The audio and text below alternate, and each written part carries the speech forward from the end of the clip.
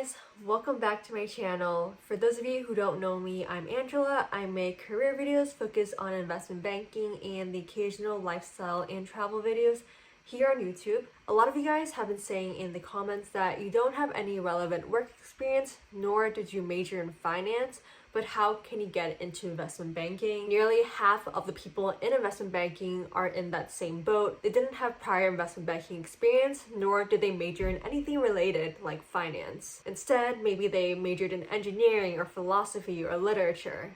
But somehow they're working in investment banking today. How did they do it? First, it's important to talk about what investment banks are looking for when they're hiring candidates. When investment banks are looking through resumes, they largely care about, one, is this person interested in investment banking and would they be a good employee? Meaning, do they have the work ethic? Would they fit in well with the team? And do they have the technical skills needed to do the job? So these questions can be answered through four methods. Number one, through a referral. Candidates that have already been vouched for by people who are working in the firm have a much better chance of getting an offer simply because they get their name out there. They get their resume in front of HR, and if it's good enough, then they will progress to the interview round. They networked a lot and they showed that they were really interested in investment banking, and that's how they were able to get their foot into the door. Number two, GPA. A bad GPA isn't the end-all be-all, but a really good GPA like a 4.0 can help a lot. That's why there are so many people who, for example, majored in engineering or philosophy who are in investment banking now,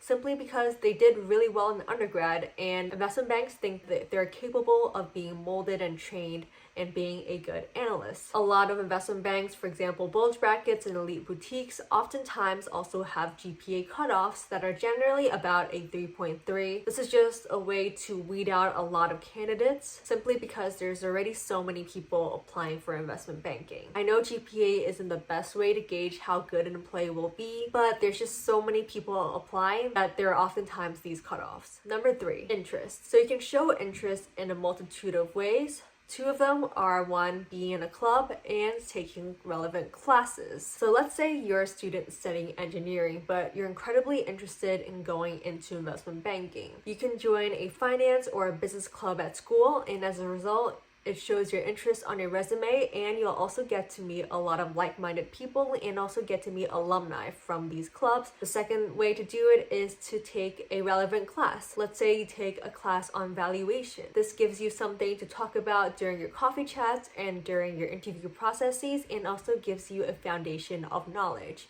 Even though you might be studying engineering and that was the major you chose when you went into undergraduate, you can still take up all of these business and finance courses to display your interest. And lastly, the most important attribute, it's technical skills. When investment banks look at resumes, one of the most important things that they look for is relevant technical skills. But how do you get the relevant experience that you need if you haven't interned or worked in something related to investment banking previously, and you don't have any classes that focus on these topics at school? So one way you can get it is through Financial Edge. They're the company that trains all of the investment banking analysts and associates before they actually start the job. So prior to starting my full-time investment banking job, I had 1 month full of training. Financial Edge is the company that trains JP Morgan, Morgan Stanley, Bank of America, as well as a lot of other banks for the investment bankers going into the job full-time. So they're offering an online course now where you can get the same exact training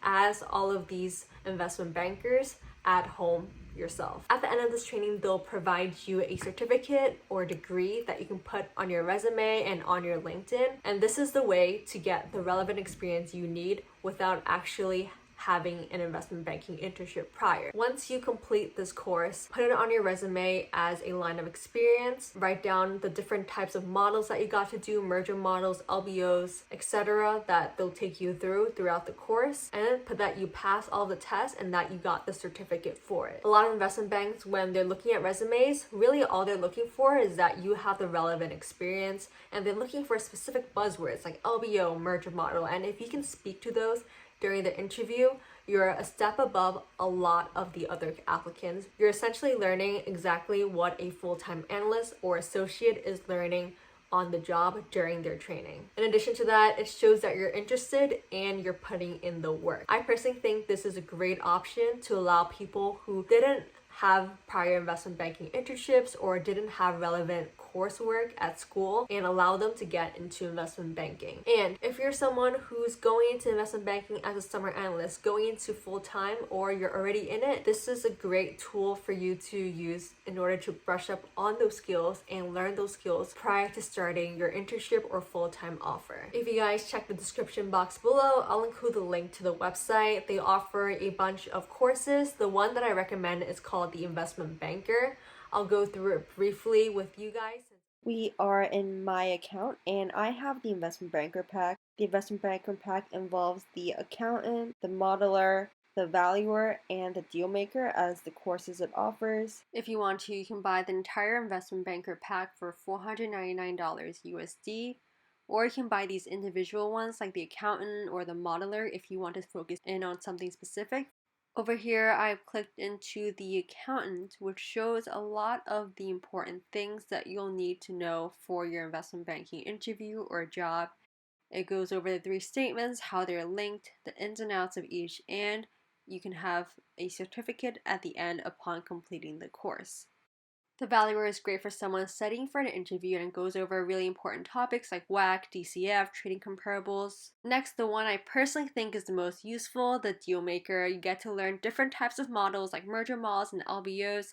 These are the type of buzzwords that investment bankers look for on your resume and during an interview. So if you can say that you've done one before and you know how to do one, then that's a huge step up for you compared to other candidates. And this is experience that is really difficult to get outside of an actual investment banking internship. In addition, they also have a few smaller free courses on their website like financial accounting, Excel efficiency, and equity enterprise value bridge, which I also recommend. You can get 25% off any of the courses on the website with the code Angela25. Anyway guys, that marks the end of this video. I hope you guys found it helpful and that you guys seriously consider this Financial Edge training course. A lot of my friends in investment banking were trained at Financial Edge. This is the training that they provide to full-time analysts and associates going into banking. And you can get that exact same training from home so that you're prepared for your interview, for your summer internship, for your full-time offer. Let me know if you guys have any questions down in the comment section below. Thank you guys so much for watching as always. If you enjoyed this, please give it a big thumbs up. Subscribe to my channel if you haven't already, and hit that bell to turn on notifications so you know whenever I post a new video. I'll see you guys in the next one. Bye!